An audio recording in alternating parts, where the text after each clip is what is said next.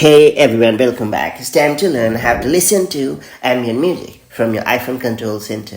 Thanks to the recent iOS update, you can now add the ambient music icon to the control center and listen to your favorite ambient music like well-being, chill and more right from the control center. Having used this all-new feature, I must say that it's a worthy addition to iOS and in more ways than one. It's really cool. That's it, let's get started.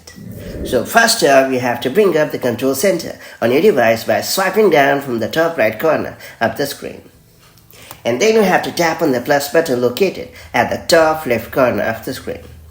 After that, you have to tap on Add a Control button.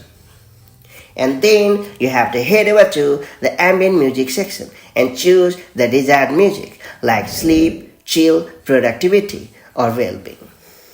And then you have to tap on the empty space to confirm the addition of the ambient music to the control center, and that's pretty much it. From now onward, whenever you want to listen to the ambient music, just access the control center by swiping down from the top right corner of the screen. And then you have to tap on the ambient music icon to start listening your favorite ambient music.